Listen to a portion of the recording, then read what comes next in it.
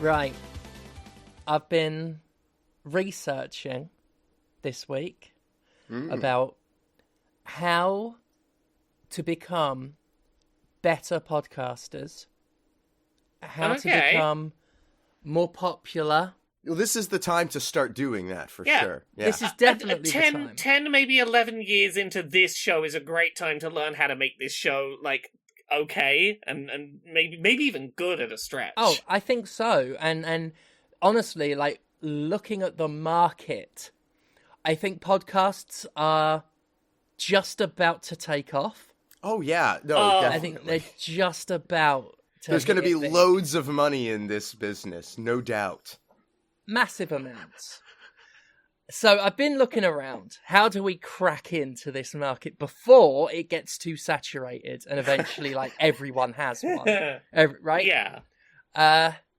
And from what I can tell, we need to get Donald Trump on as a guest. Do either of you know him? I imagine that, like, the world is small enough. There's gotta be some very obscure connection of, like, 2 or 3 degrees of separation to get I us reckon there. so. Like, my first thought was to just get a phone book and look up all the Trumps and see if I could, like, get him that way. But, you know, I have people reaching out. Until then, if we could find some sort of animal drug that veterinarians give, like a dog or a chicken, I think if we start shilling that and talking about the health benefits of that, I think that will also really work and help us, and will really let people know that this is a comedy podcast, which is why we should also talk about war. I think I have our pitch for if we were to try and get Trump on, how we would do it. Yeah. Which is, we pitch this to Trump as a podcast. We don't mention that it's about video games or anything. We go, No. hey, Donald Trump, I believe 2/3 of the hosts of our show have taken a medication that you are currently taking, Mr. Trump. We got something in common with you. Because as I understand it, Trump recently started taking spironolactone. Oh, spironolactone. Yeah. In his case, for his heart's apparently a bit dodgy, but, you know, that's a bit of common ground with a show with 2/3 trans femme hosts. That's true. That's true. We could bond over Spyro. We could, yeah, there's a little Spyro in all of us. Except for Comrade. Comrade, you are going to have to start taking Spyro. Yeah, you're going to have to start getting on that's what it takes. You know, I do think it is a good idea to get some wellness operating in this business. It's a good moneymaker, and you can make up literally any shit you want and say it removes toxins, and that's it. You're done. I've got various supplement companies lined up, because I think that's also part of running a successful comedy podcast, is to talk about various supplements. For example, I've got Power Force Extra Strength, which I believe is for improving one's power, force, and strength. So we've got that. We gotta start taking sponsorships for, like, things that absolutely fucking ruin people's lives. We need to get sponsored by that online therapy company that doesn't actually hire therapists and has been linked to a lot of allegedly pretty bad treatment of people in need. We gotta get, like, the sports betting apps that, like, trick you into not thinking about the fact that you are gambling your life savings away. Why are we fucking around? We gotta go with the classic. Gold. Everybody's terrified about the economy. We all know gold is the secure investment for the future. Don't worry about how much we're charging you to store that shit. Oh, absolutely. I only take payment in gold. I have Patreon convert my cash every month into bullion so that I can have a stockpile of bullion. Highly recommend everyone start investing in gold. Keep it in your attic. Keep it under a floorboard. That way, when everything goes to shit, and let's face it, everything's going to shit because of important issues, like I can't say certain words I want to anymore. That is bad. Yeah. Also, trans people, what's the deal? We should also dedicate about 20-25 minutes to an hour a week talking about trans people, because that also is an important part of comedy now. Have you been watching The Elephant Graveyard, Steph? I have. Okay, all right. Yes. I thought that's where this was coming from. YouTube recommended it to me a while ago. Not just Elephant Graveyard, that sent me down an entire, what I like to call the Rogansphere. The sphere dedicated to the sphere of Joe Rogan. Yeah, I've been, honestly, quite fascinated. Which is amazing because, from what I can tell, these comedy podcasters, like this culture, are the least fascinating men on the planet. They're not interesting, no. And yet, I am fascinated by everything about that culture and that world that I have no real sort of experience with. I am equally weirdly fascinated with that world. Like, the most recent time I became aware of, like, that realm of podcasters is when a group of, like, they didn't look like they could have been more than, like, 19 years old. These 3 cishet white men invited fucking Benjamin Netanyahu onto their comedy podcast. Nelk Boys, yeah. Yeah, Nelk Boys, that's it. And then afterwards we're like, oh, we didn't realise that would be such a controversial choice. We just wanted to hear his side of things. We thought it was important to hear both sides of opinions. I'm like, ugh. Well, of course, very important to hear both sides. And by that, they mean one side. It's very important to let one very powerful man whose narrative is not being challenged on the global stage tell his narrative completely unchallenged. Yeah, and just, like, ask him, like, if he prefers Burger King. That's what everyone wants to know. How much can we humanize this genocidal megalomaniac, you know? And of course, the real crowd pleaser of the day is if we receive any pushback, and this is something we'll be doing on this podcast definitely, because I know sometimes people don't like it when we get a bit too political or what have you. We just shrug and say we're comedians. We don't really have any sort of influence, so we can't really be criticized for anything we say or any attitudes we encourage. We're just comedians, so I can't be held responsible for the fact that there's subliminal messaging telling you to be trans hidden in every episode. Yeah, and that's something not my fault, it's just a joke. That's something the civilians don't understand. Also, if you're a comedian, you get to call other people civilians. Like you're in the Yakuza. I hate to say this, I really do, but fuck you, Jon Stewart. Fuck you. Oh! You did this. You made this the avenue, the excuse. The spicy take, but I get what you're saying. Yep. Yeah. It's the same way I feel about, like, Hunter S. Thompson. I love Hunter S. Thompson's work. The dude fucking destroyed journalism. As, you know, just utterly put a bulldozer through it. And but that's, yeah, I see this as just the logical extension of Jon Stewart's unwillingness to take responsibility for the things that he said, and even though I agreed with him and thought he was right, he still opened up that path, that doorway, and now we're here. And yeah, it sucks. I feel bad having to say that about a person who I really admire, but it's, yeah. So anyway, this week's episode of Podquisition is brought to you by Brain Crack. Crack open your brain's potential. Now with 36% less lice. There's some lice. We need the protein. Who's played video games this week? Video games. Video games. Who's done them? I've played a few things. I've played at least a couple of things. 2, 3. Oh. I think I've done 3. 3 sounds like more than a couple, which I take as 2. Start us off, Steph. What have you played? Right. Well, 4 if we count BioShock Infinite, but we can talk about BioShock later. We can have a little BioShock section, maybe. Yeah.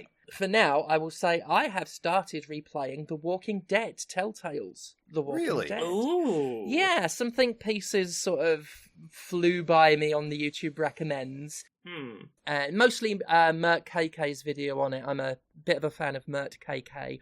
Does some really nice little essays. Doesn't get enough exposure, I don't think. Really good videos on Bloober Team's work, I think. But yeah, and I've been thinking recently, like, I've not played them since they came out. So I've not played the first season since 2012. So it's been nostalgic for sure, replaying it. I'm partway through episode 2, so, you know, not mega far yet. You're still fresh in dad and child territory of, yes. Yeah.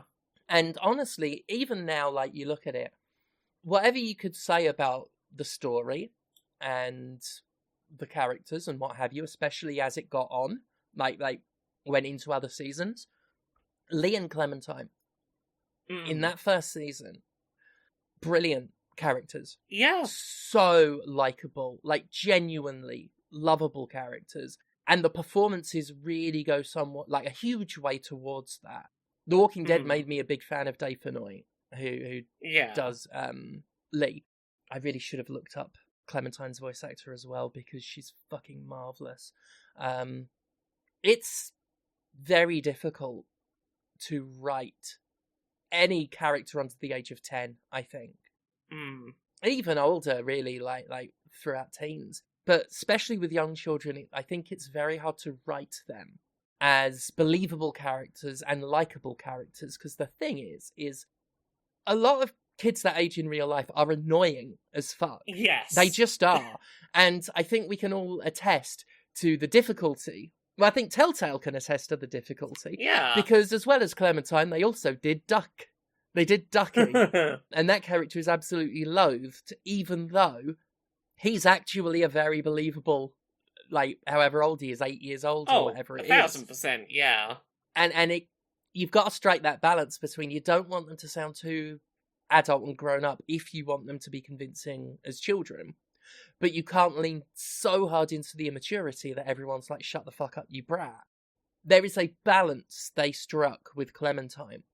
And again, a big part of it goes to the vocal performance as well as the writing. Melissa Hutchinson is the voice for Clem, and absolutely sells that role. Thank you, Melissa Hutchinson, because they managed to nail her having a level of intuition that I believe a lot of kids can and do have. And that's what allows her to have enough maturity to where the audience sort of really has an affinity for her. I think one of the differences I think about that first season between her and Duck's characters that I think justifies that difference in personality is when we originally meet her, she is alone at the end of the world. And even if it's not been for terribly long and she ultimately meets with Clem, she's had that moment of, I might have to be alert and aware enough to look after myself. And that's something that clearly has never been a thought to Duck. And it does make an interesting difference to how they are played as children. Yeah, definitely. They were really good at implying that growing up she's had to do in that really short amount of time. Definitely. And then, so that helped make her believable. And just really emphasizing that she is smart, and smart kids of that age can definitely come across as more mature than, someone like Duck. And regardless of whether or not she's a child character, she's just fucking great as a character, and the relationship between her and Lee is perfect. I've replayed it since it came out, maybe 3-4 years ago. I remember equally feeling pretty positive about the way that Season 2 starts with Clem, in that I do think, again, for any opinions further in, the way that Season 1 plays out has a tangible impact and keeps her consistent as a character in a way that I think is impressive. Yeah. And they do that, I think, with a lot of the characters, regardless of what one could say about Duck, who I don't think he's as bad as people make out. I really don't. Aside from the fact that, I routinely have 2 very neurodivergent boys come and stay at my house, sort of regularly, on days of a week. And I have been battle-hardened by that to the point where Duck is nothing. Very, very easily can I sort of breeze past Duck as acceptable. But I think they've done a great job with the characters Telltale want you to like, and the characters Telltale want you to not like. They nailed it. It's a very well-worn trope of the unhelpful jerk-ass in a zombie survival apocalypse scenario who wants to accuse everyone of being bitten and is prizing self-interest. But they particularly nailed it with Larry. Yeah. Without ever going so extreme that it's cartoony, although he is one of the more over-the-top characters. I think they made quite the convincing cunt out of Larry. Definitely. And to the point where, like, I hate him as a character and he makes me feel awkward. But I also do enjoy watching him on screen. Because, again, he's really well performed. And those moments of tension between him and Lee and others is great. He's played so well as, like, bigoted old man that would deny to the ends of the earth that was the case if pressed. Yeah. He would never own the worst things about himself. He wants to believe that he is a kind, gentle, good person, while being brimming at the seams with unexamined bigotry, like, just below his surface. Well, he's got his daughter, and that is his excuse for anything he thinks, says, or does, and that is very much like, it's a very boomer thing. It's the, I'm a parent, and that makes my viewpoint more valid than anyone else's. He talks the way that a parent of a young child does, despite being probably 20 years too old to be doing that with his kid. Yeah, especially with Lily utterly taking charge the way she does. And he's there acting, like she's some young teen that he's got to protect. And it's so clear that it's just an excuse. All of the characters are done so well. The other thing I've been thinking as I'm playing this, and this is something that over the years, especially as it's gotten older and we've seen games like Baldur's Gate 3 come out, it's very easy to look at The Walking Dead and dismiss the choices you can make because they don't really mean much and it doesn't really change much. And that's true, and it was true back then, and it was known well enough back then. But I said shortly after it had come out, like once those discussions started, I said back then, and I'll say it now, it doesn't matter. What matters, and this is true in game design of all stripes, it doesn't matter if your game can do the thing you're trying to convince the audience it can do. It never matters. What matters is the illusion. Can you get them to buy into it? Can you make them care enough that they will agonize over a choice, even if the choice has no mechanical value whatsoever? It sounds like you've been playing BioShock Infinite.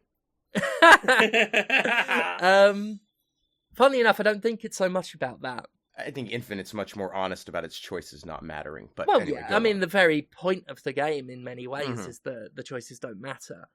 But I think The Walking Dead upholds an illusion to the point where, sure, you got to walk with it a bit, but I like that game's story and characters well enough to where I am willing to walk those few steps required to buy into it. Even knowing how it ends, even knowing what can and can't be averted, even knowing how flimsy some of the choices are, it doesn't matter. Because when I'm playing it, the illusion is there. I may do a video about this when I'm back. Because I'm a big believer in smoke and mirrors not mattering if the smoke's thick enough. And that's what I feel about that game. It's sort of like Penn and Teller doing their tricks that show you how the trick is done. If it's skillfully executed, it's still impressive as fuck. It doesn't matter if you know how the trick is done. Yeah. Absolutely. It's all about the performance. It's never what you do. It's how you do it. I will say it does stumble at points. And that's when it tries too hard to lay that illusion on. It's moments where the game more or less stops just short of a character grabbing the camera and looking into it and saying, "You have to make a hard choice now, friend.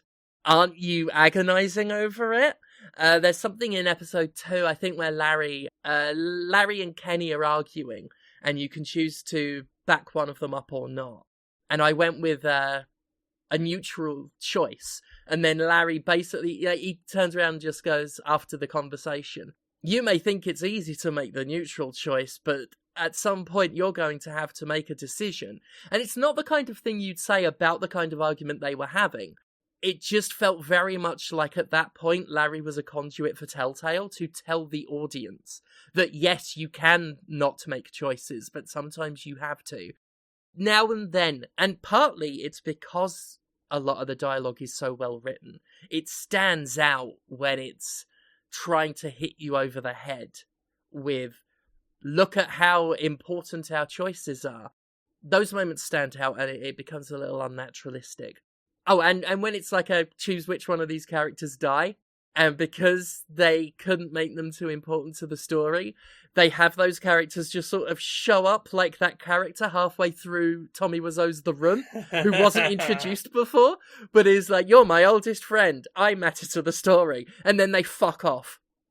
Those moments aside, I think, while age hasn't been too kind to the game in that Jerry Seinfeld way, not Jerry Seinfeld, sorry, that Seinfeld way. That whole idea of Seinfeld not being funny because all the sitcoms that came afterwards ripped off the bits that were funny, and now it looks old-fashioned and hackneyed. Games that have come after Telltale, obviously with time and scale, the upscaling of things, like I said, we have Baldur's Gate 3, that truly goes above and beyond and makes Telltale look quaint in comparison. It can't be denied that Telltale was a big part of the way being paved for stuff like that. It had a huge influence, I think, on how storytelling is thought about. And if you're willing to go with it, even though the choices don't matter so much, the world and the characters matter enough to where that part doesn't matter, the mechanical doesn't matter. The choices might not ultimately branch where the destination you're heading towards, but if you can find significance in the moment where the choice is presented in front of you, and in feeling enough to take the time deciding what feels right in that moment, then you've gotten something valuable out of it being a choice-based narrative. If all you care about is mechanics, sure, you will point at this and say it is rubbish. But games are more than their mechanics, and I think Telltale were one of the studios that were really making that point back in the early 2010s. Mm-hmm. So yeah, I've been really enjoying my time with it again. Nice. I think I played Season 2 back in the day. I only really remember the first episode of it, but I do remember falling off a bit after that. So I don't know if I'll carry on. Because to me, it really is all about that first season, which I think was just so perfectly done. I think it's interesting to see where they take Clem after Season 1's ending. Seasons 3 and 4 are more... Was it 4 in the end? The ones after Season 2 are definitely more mixed. Season 2 I do think is worth giving a fair shake. The bits I remember was well done enough. And of course that was before Telltale started stretching itself way too thin and trying to apply its formula to everything. Which, you know, I think it's sad how, you know, the way Telltale ended up. It is really sad. Yeah. Well, what about you, Conrad? What have you been playing this week? I have been playing Ninja Gaiden Ragebound, the new 2D retro style Ninja Gaiden game that's developed. I have it downloaded. I'm hoping to hear it's decent. Yeah, it's very decent. Hooray! It's .emu, and they like get this kind of retro platforming. So the problem then is always, how much does this reflect the game franchise that they're working within, right? And this feels like kind of a logical extension of what a 2D Ninja Gaiden game would be in, you know, the 2020s. Yeah. It has added elements to it, but it still has a lot of that feel of the NES titles. In that, it's more like the I don't know. It's operating in a weird middle space between the arcade game and the NES trilogy. In that you have some of the more, complex maneuvers available to you that are in the arcade one, but it has the speed of the NES game, which is nice. It was developed by the Game Kitchen. Mm. Oh, they're the Blasphemous guys. Mm. That is cool. Right? And sorry, I was looking up .emu stuff because I remembered they published Streets of Rage 4 as well. Yeah. I really like their niche that they've got. They've done a good job of getting into this type of publishing. And it's cool. It's very fast moving. The animations are fluid and just utterly gorgeous. You at the start of the game, you effectively have two characters, but it takes a little while to get the second one. But you're working with two different ninja clans, the Hayabusa and their rival, the Black Spider clan, who are all like corporatists, and that's kind of fun. It's set in parallel to the Ninja Gaiden NES trilogy. It starts with the prologue where you play Ryu's father as he meets his fate and sends Ryu to America just as demons are attacking your clan village. And so you're playing another ninja who was training with Ryu to go and deal with these demons. And then you come across another ninja and play as her for a little bit. She uses kunai. So you've got a ranged fighter and a close combat fighter. And then they get them merged. So you get both of the abilities together. And what's interesting about how this manifests is there are certain enemies that you will encounter that will have an aura around them. When you kill that enemy, you collect that aura, and then your next attack is extra powerful. And that is useful because there are a lot of enemies that aren't killed in one hit.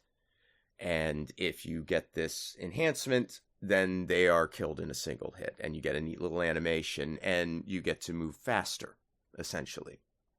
These auras, once you get that second character's abilities, they are melee or ranged, and which attack you use on them determines whether or not you get the power-up from them. So if they're blue, then you have to slash them. If they're pink, you have to hit them at range. And that turns into a strategy session. Every time you see one of these larger enemies, you know that they have set up for you a means to dispatch them quickly without having to engage in multi-hit combat that puts you at risk. You just have to find the enemy that has the aura around them, hit them with the specified attack, and then you get the power-up, use it to take them out. But then you'll counter the big enemies that have auras, and that's when you realize, oh, they're chaining this. You're going to find a smaller enemy that you can kill in one hit to get an aura, so that you can kill the bigger enemy that has an aura with their specified attacks. You can kill the other bigger enemy that has no aura. Really love this. It makes what is a fast action game require some quick thinking strategy as well. I really appreciate that. And then another element that they've added is a aerial combat maneuver where you spin around, and that can be used to bounce off of almost any enemy or projectile. This can be used in navigation to simply avoid a lot of combat encounters. If you want, you can just bound your way through it. Speedrunners are going to love this. But it's also used to access other areas. It's used in some of these strategic puzzle-y combat encounters in ways that, like, you're not going to be able to slash this enemy because it's a little too high, but your spin slash in the air counts as a slash attack and will hit it. And so figuring out how to utilize this in combat adds another layer. And having that ability then sort of, one of the strengths of Ninja Gaiden has always been, for good and ill, its level design. It is in the NES days, it was cruelly punishing in its enemy placement and its exploitation of how its enemy spawns worked to put the player into a position where perfection is almost required to achieve some of this navigation.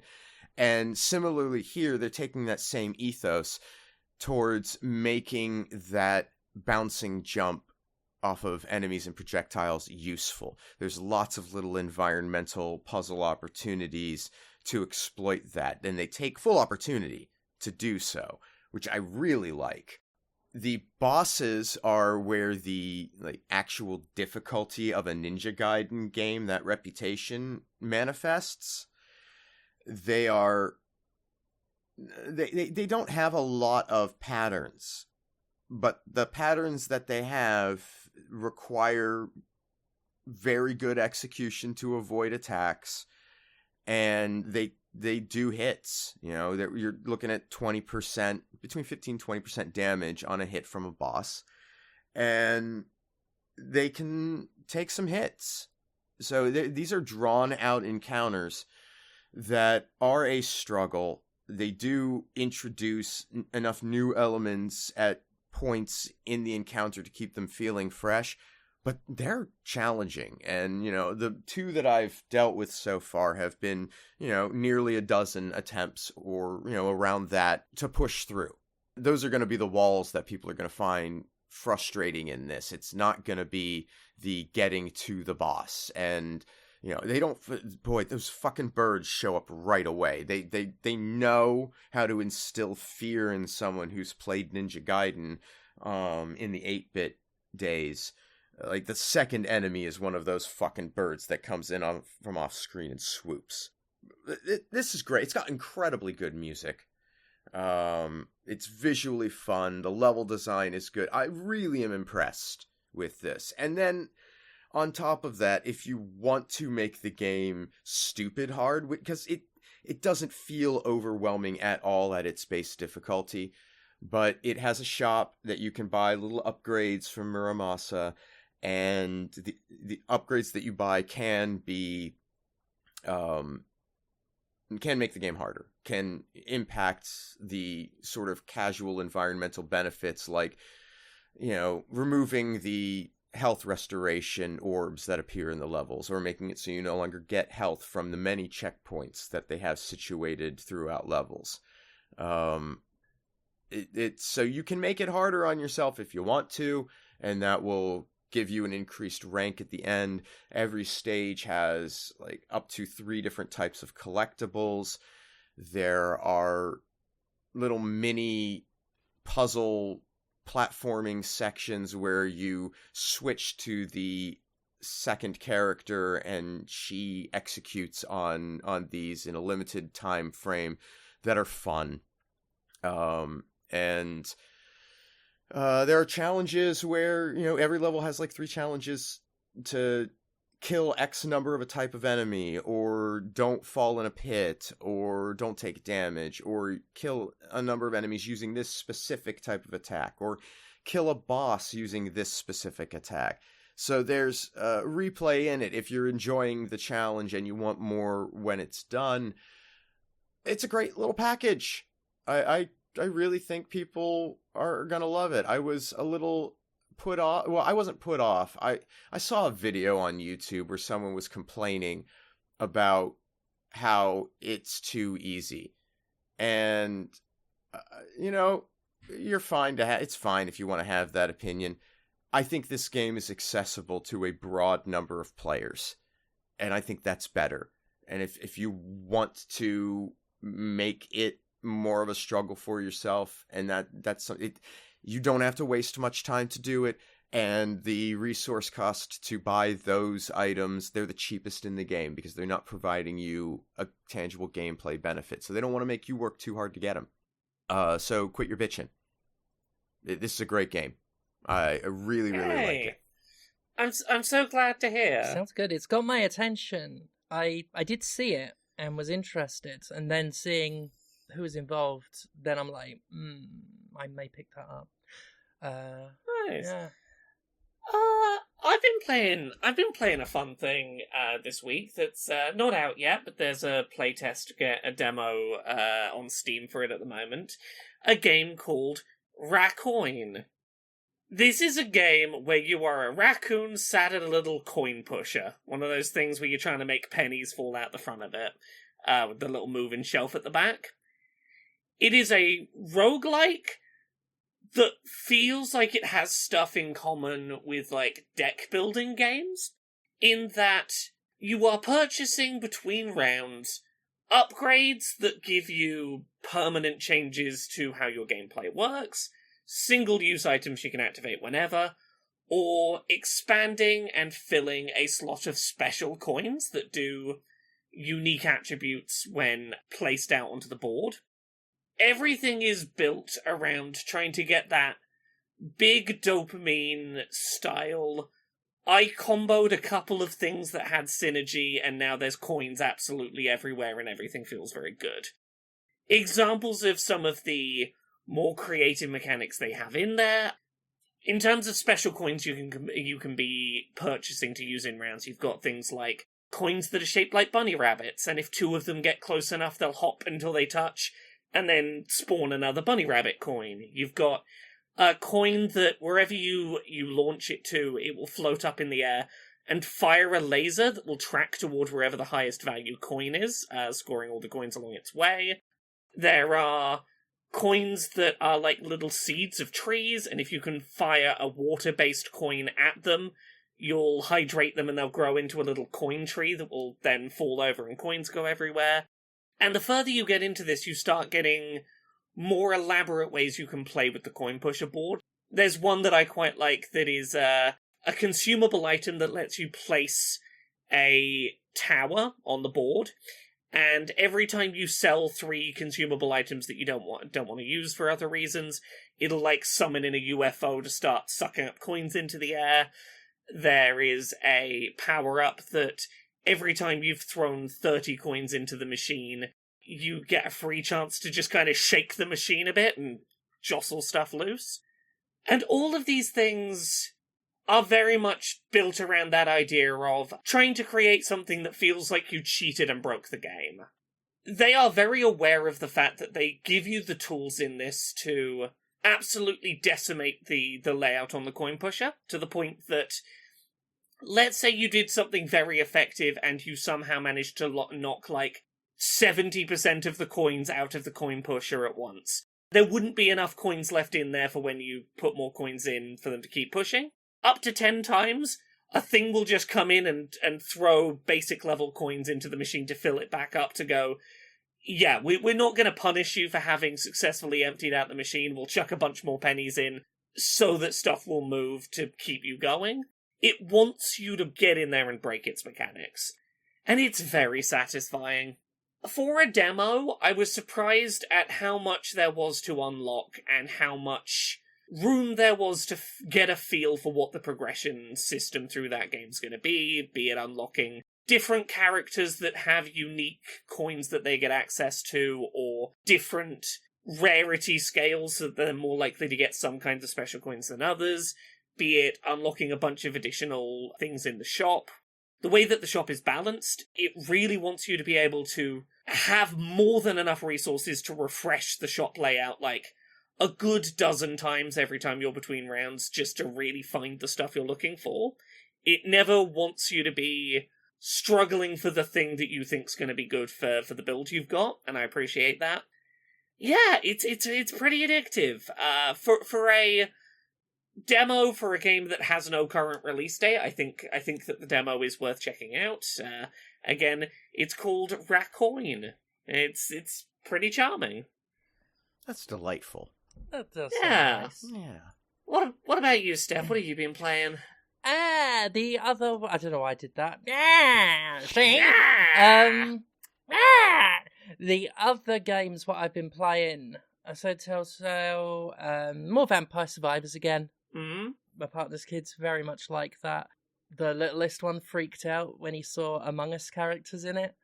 Yeah. Absolutely loved that. And because they know I've worked on it. The little one's constantly saying, every time a new monster's on screen, he says, "What's that one based on?" Which I think is his way of asking what its story is. Yeah. He doesn't listen when I start, like, describing my brilliant ideas. But yeah, we're doing co-op of that. I haven't really tried much co-op before. Yeah, how are you finding it? It's a fantastic way to keep some children occupied. That's for sure. Yeah, good stuff. Good stuff. I think they handled it very well. There's something so casually insulting about asking the person who wrote the thing what the thing is based on.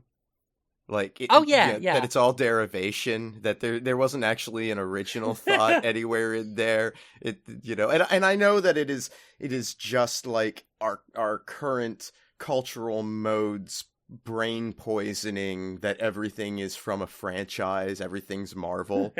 But at the same time, yeah. I mean, it's almost fair to ask about it with Vampire Survivors. I'll be the first to admit. You literally saw Among Us in there. and the stuff that is more original, there's so much of it that's parody. And a lot of it is just the way he talks. He's still sort of forming the best way of saying things.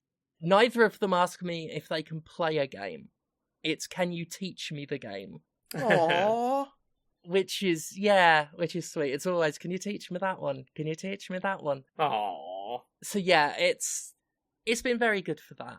The other game I've played, replayed, because it's all been old stuff this past week, is Dusk.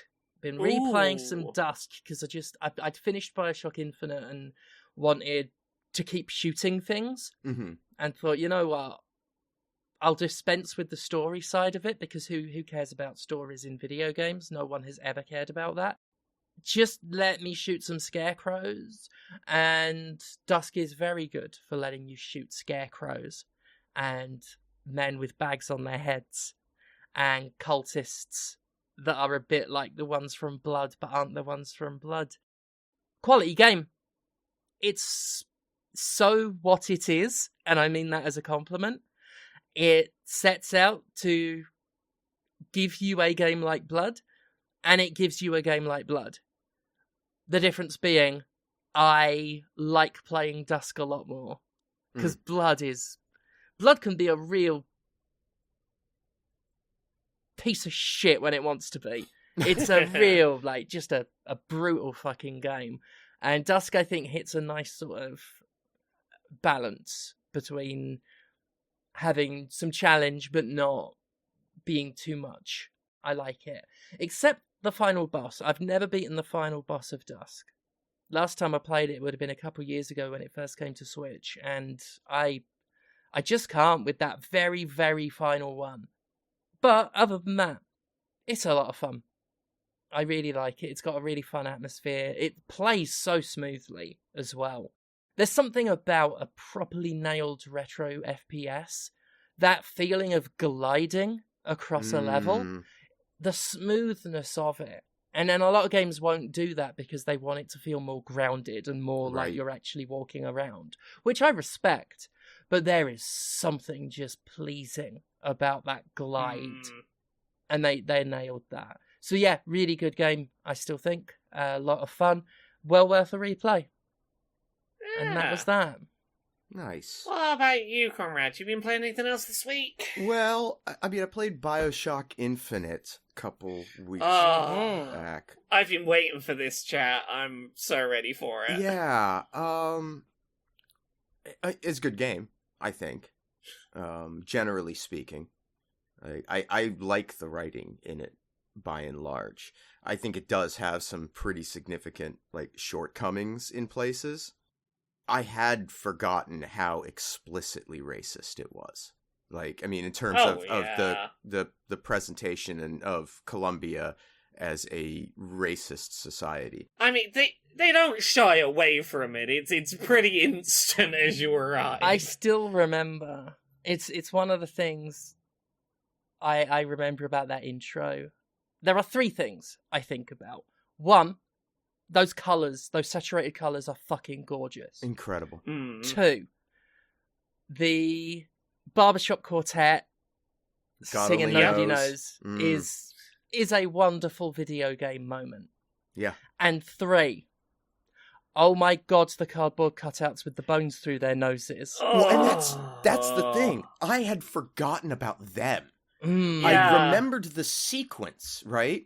Like, I knew that I was about to have this, you know, the baseball throwing and Fink and the, you know, the interracial couple. And, but the caricatures had completely, like, just gone from my mind. And so when those came out again, I was just like, oh, right. That's how hard this goes. I was thinking about, because there was discourse about this game and its violence, and I find that frustrating, and I don't know how really paying attention to it I was when it came out, or if I had any thoughts about it then. But yes, it is an extraordinarily violent game, but so was BioShock 1 and BioShock 2. Yeah, I never quite got, of all the discourse about the game, some of which I get, some of which I agree with, some of which I don't necessarily, of everything, I am baffled by that one. My best guess is it is the juxtaposition of violence with what is presented as this very everything is good and prim and proper and we don't do that here sort of setting. I think that certainly ties into it, but I really more feel like it's just because you can see it. Yeah. It's bright, right? I mean, you're not wrong. It is that contrast of the bright environment and those saturated colors, and then this very cartoonish violence. You know, if we're being honest about it. The melee kills with the skyhook are so over the top. Right. Yeah. But you know, again, the drill was no different in BioShock 2. I don't think so. And that fascinates me. Yeah. I think it's a very shallow criticism based on a sort of shallow approach to it. It looks like this, therefore it shouldn't be like this and stuff like that. Because there's so much you could legitimately criticize about the game as well. Sure. I mean, it doesn't surprise me, I guess, but I find it remarkable that one has stuck around as much as it has, the violence one. Yeah. Possibly not as much these days as it did, but no, in terms of it being a BioShock game, it letting you kill bigots for the first half, and the very story surrounding the protagonist, surrounding Booker DeWitt as a character, narratively it supports the violence more so than BioShock in some ways. Oh, absolutely. Certainly as much, if not more so. Yeah, I find it a disappointing criticism to have of the game. Yeah, the criticisms I get are the ones relating to Daisy Fitzroy. Yep. And you know. And I haven't played the DLC, the Burial at Sea stuff.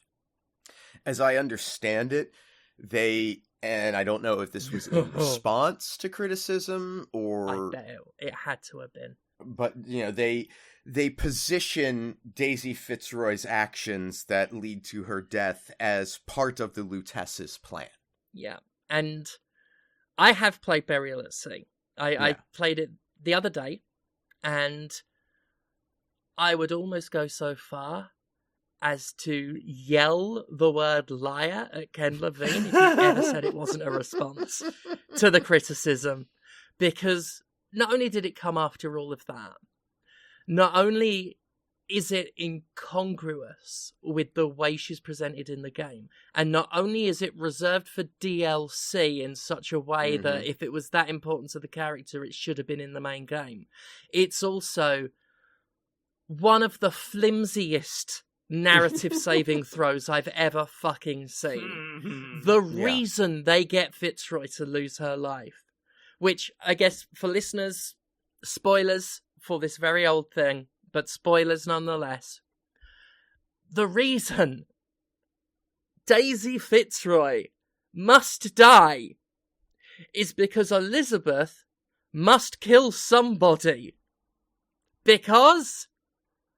and reason. Because I guess that'll learn her. It's so dumb. It is... I can't imagine anyone thinking that's the best solution. I can't imagine Daisy thinking that's worth throwing her life away for. I can't imagine the Lutesses. Outside of then hand-waving it with, well, they know all of the possibilities and that's the only way that gets Elizabeth to do what they want her to do. But the game doesn't even offer that. It doesn't have a saving throw for its saving throw. So I'm not going to do the game's writer's job for them and fill that blank in. With what's presented, and that being presented in its totality, it is fucking weak sauce. It is borderline pathetic. What frustrates me about it is that I don't have necessarily a problem with the idea of Daisy Fitzroy taking that turn. Like, that in and you of... could save it if you wanted, yeah. That in and of itself, well, I think it's not a matter of saving it. I think it needs more groundwork for that decision to work and to, not necessarily avoid criticism, but as an opportunity to say something else in your narrative. Because I think that a missed opportunity of the revolution, because what they're kind of doing is making Daisy Fitzroy as bad as Comstock. Oh, they literally say it. I was in... because I'd forgotten that bit. That's right. The bit I'd forgotten, was there are two moments where Elizabeth gets really fucking judgy. And at one point, I think they're just looking at a bunch of weapons and shit that the Vox are making, and then she's like, they deserve each other, Fitzroy and Comstock. I'm like, no, they fucking don't. And then later on, just to really hammer it home, what game studios thought was punchy narrative back then, she literally says the words, they're just as bad as each other. Which, again, fucking no. They're not. But what we have is like an opportunity in this narrative to, because you don't want to necessarily, like, if you're going to position these two characters as a point of comparison and finding common ground between them, the way to do that is to demonstrate that the mistake the revolutionaries make is not the revolution. It's not overthrowing, because they are not equivalent. The mistake that they make is putting their faith in a charismatic leader, in one personality, and had they laid some groundwork for Fitzroy to demonstrate earlier than this point that there is the possibility that this person could abuse their power, that decision to do this makes more sense, right? And you can comment on how the just cause of these people has been perverted by this act and this person, this individual. That is then very similar to Comstock in a lot of ways. Ignoring the overt racism and bigotry, the ideals of Comstock resonate with people on a level that Daisy Fitzroy's ideals would as well. Yeah. The problem with that, and there's nothing necessarily wrong with what you said, it's more why it wouldn't have happened, or why it couldn't have happened in BioShock Infinite, is this isn't exclusive to this game. Game directors and writers, game devs in general, in the 7th generation, couldn't see an inch in front of their rhetorical fucking noses. Sure. And I think we can single out BioShock Infinite as a particularly glaring example. But I've been thinking about this a lot as I've been playing a lot of old games lately and sort of thinking about particularly the 7th generation when games were starting to, like, they'd had one leg halfway inside their big boy pants. Mm-hmm. And game directors, certainly a very specific class of AAA game director. High-minded, one might say. Yes. High and small-minded were punching above their narrative weight a lot of the time. And this is why that generation had, and we saw this with the first BioShock as well, had ludicrous binary morality choice systems. And why the word emotions, I don't just mean David Cage. A lot of them were doing it. The word emotional with no further qualification was used as a stand-in for what I have done is good. It doesn't matter like what emotion they're going for or whether it was well written. It's emotional. Let's have our emotional moment. Or if you're Call of Duty, let's have that one big shocking moment. And then any game in between, let's have this ludicrous extreme choice between Goody Two-Shoes and the devil, and people will think we're so profound. In a way, bless them for trying. And as I said about Telltale's The Walking Dead, it's very easy for me, especially someone back then who didn't see it and would have thought some of these games were fucking profound. I'll admit that. It's very easy for me to look back now and say, oh, well, they were swimming around in the kiddie pool and act all arrogant about it. But the fact is, a lot of those games and their devs were preening their own feathers, were thinking, shut up, mum, I'm grown up now. We can do deep stuff and we can have something to say. And a lot of the games didn't actually have anything to say and were really putting their feet in it because they didn't understand the full scope of the subjects they were barreling themselves into. And I think, or I like to think, that if Ken Levine and team were making BioShock today, they would think about that a little bit more. I guess we'll find out. Ken Levine's got another game in the works that just looks like BioShock in space, but not System Shock. It looks like BioShock in space, which I've seen a trailer. Judas is the name. Judas. The trailers make it look fucking mad, and I'm very eager to see that. And I guess we'll see if, like, what he's learned and how much he's grown since BioShock Infinite. I hope so, but I do think that BioShock Infinite reflects some of the arrogance, the unearned confidence of its era, where games were trying and thought they were, but weren't. Mm-hmm. And bless them. Makes me want to ruffle the game's hair and be like, you did your best, love. But yeah. Burial at Sea, by the way, has its moments and does lean less on that sort of side of it and more into playing with the idea of game narrative, which I think that's where BioShock Infinite stands out. Yes. Is the deconstruction of narrative. Even the core game, it's third act as an illustration of how game narrative functions, how we have to think about it, and as developers, as people who are experiencing it, and having an understanding of its limitations. Like, that's all kind of wrapped in there. You have to be willing to think about it from that angle. I think you have to be interested in the construction of narrative to care about the meaning of, the infinite doors and the lighthouse and the girl. But it's all really there. And that's part of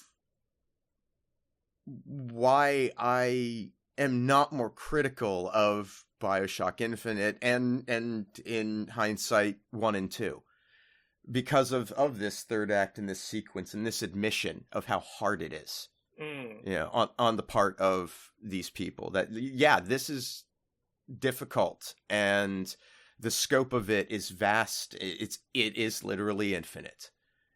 And I respect the honesty in that a lot. And that allows me to forgive a lot of the other fuck-ups.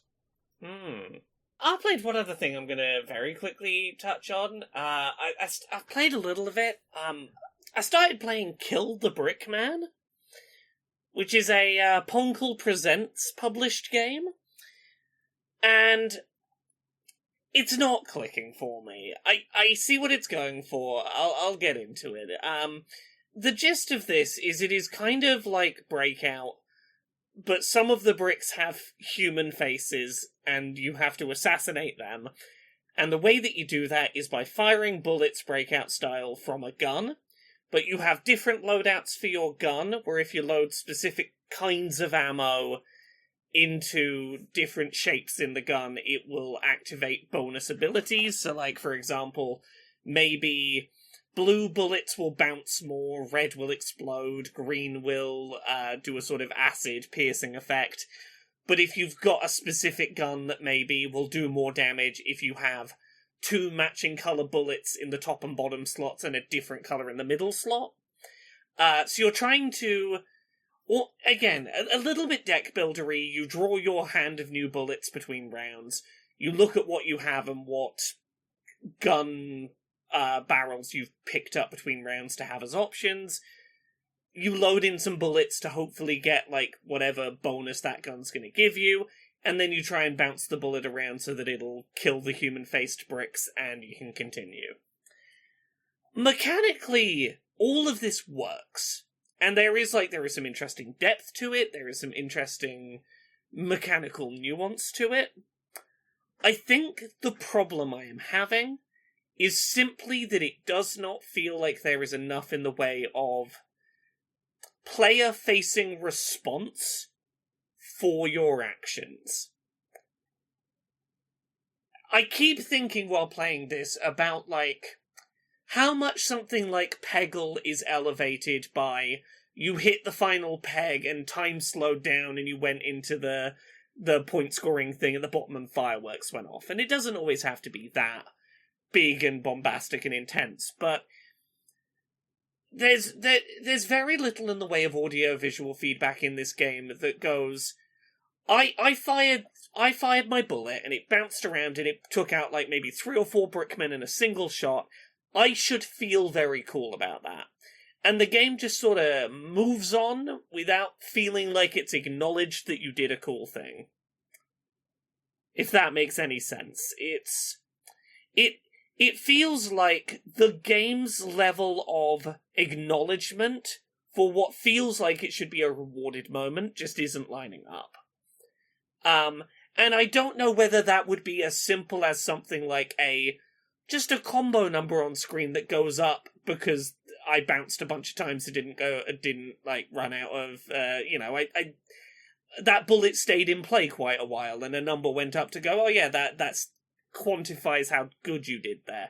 Like, some kind of something to make it feel like it is worth doing a good shot.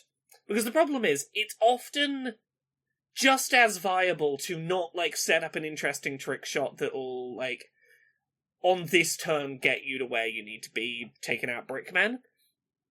You can kind of just go for whatever Brickman is the closest and easiest to hit, and maybe, if you unload the gun, a couple of the Brickmen on screen might start moving to try and attack you. Okay, I'll just shoot pretty directly at them next. The intrinsic reward of doing, a particularly good trick shot doesn't feel like it's there. And the external reward for that kind of good shot isn't there to reinforce, ooh, feel cool, you did it the cool way. And it's a shame, because mechanically it's an interesting toolset. It's just not gripping me the way I'd hoped to, and I think a lot of it is just down to that. Wanting a little bit more... the game also thinks that it's cool if I put the effort in to do the tricky thing. So yeah, I'm gonna go back to it, and I wanna see where it's going. I wanna see if I can get it to click with me with some more play. It hasn't immediately gripped me the way that I kind of hoped, but I think there is an interesting game here mechanically, and I want to give it another shot this week. That's a shame that it didn't. I've not tried it yet myself, actually. I'm interested in it. Yeah. I do like it's one of the things I like about Poncle. Like I've said before, like of all the places I could have been associated with, there is no more aligned studio, like in terms of ethics and beliefs. Yeah. And the fact that Poncle is using its success to lift up others. Oh, for sure. In this way is, regardless of whether those games hit or not. Yeah. I love it. I love to see it. And again, this is a game that feels like it's in that right sort of staple of games that makes sense for them to be publishing. I see why Luca liked it. Yes. And something tells me that's why he greenlights things. Is certainly not whether or not they're gonna like make money or whatever. He does not fucking care about that. Will he have fun with it, I think is his thing. Much like Vampire Survivors, this is like £3. So like I gave it a shot. And as much as it's not clicking for me, it's not like I feel like I've particularly lost out on that. And I'm more than happy to trust Poncle's judgment and go, oh yeah, you published this for under a $5, I'll give it a look. But yeah, we got a couple of little bits of news we can very quickly rattle through before we finish up this week. Hollow Knight Silksong, the internet's favourite let's predict this every time there's a showcase ever for video games, finally has a release date. And it's coming out in 2 weeks after, 9 years in development. And Jason Schreier had been teasing, hey, I have a big story coming on why this game took so long to develop. And everyone sort of went, oh, it's Jason Schreier, this is probably going to be a big investigative piece on, the absolute development turmoil this game went through and bad management of companies or whatever. Nope. The story was Hollow Knight sold really well. It got a lot of Game of the Years and then it sold even better. And we just, we owned the game entirely. We had enough money we didn't have to stress about money, so we could take our time. And we didn't feel the need to, scale up the company to do it faster, because we liked the small team of 4 of us making it. And then we kept having fun making it and having more ideas we wanted to put in it. So we just didn't stop making it because money meant we had to. We just kind of kept making it while it was still fun to make more. I'm so happy for them. I really am. I'm very glad for them. Once it worked out for a company that they got to just sort of take their time and make a thing that was fun to make. No, that's great. Have you ever seen Dr. Strangelove, How I Learned to Stop Worrying? Yes, I have. Okay, so it's my favorite movie. I love that movie. There's this part where they're in the war room and the Russian ambassador is there, and he's revealed to everybody that the Soviets have the Doomsday device. Yes. And they've asked Dr. Strangelove if such a device could exist, and he explains that, yes, it absolutely could. It would actually be really easy to do. Mm-hmm. The only problem is that its effectiveness means that everybody needs to know you have it. Why didn't you tell the world? Yes. And this is the Doomsday device. Yeah. Oh my god, you built a solvent studio on a good product. You didn't overextend yourself and expand your team and become something you're not. You stuck with your guns, and now you're continuing to make a good product. For fuck's sake, if you are in this position, in this industry, or even close to this position in this industry right now, for fuck's sake, if you are just moderately stable, can you please tell everybody that you are stable and working and and how you're doing it? Because people need to hear that right now so badly. And I think that if people were hearing this about the Hollow Knight developer couple of years ago, first of all, it would have stopped a ton of ridiculous nonsense, turning them into the next Duke Nukem Forever meme. Yeah. But also, like, maybe some other companies would have been able to observe that and adjust their plans. Maybe we'd have less, like, just stupid fucking decision making if more people who were having success at moderate scale were able to express that. And I know there's like a fear out there of saying too much or being too confident or saying the wrong thing. And I get it.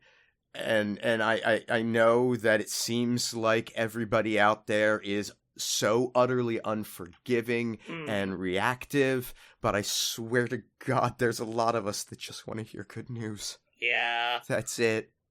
Also, as a side note, Conrad, I don't know if you've ever seen the National Theatre live production of Doctor Strangelove. I believe there is a filmed version of it. It is a fantastic adaptation. Oh, I'll have to watch that. That sounds great.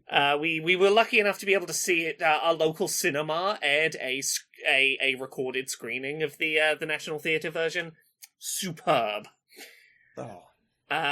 Yeah. The other bit of news that came out this week. Hey, you know how I was talking about Vampire the Masquerade Bloodlines 2 the other week, and how everything about it seemed pretty positive, other than the pretty gross way that 2 of the classes were DLC. Yeah, that they're trying to backtrack that now.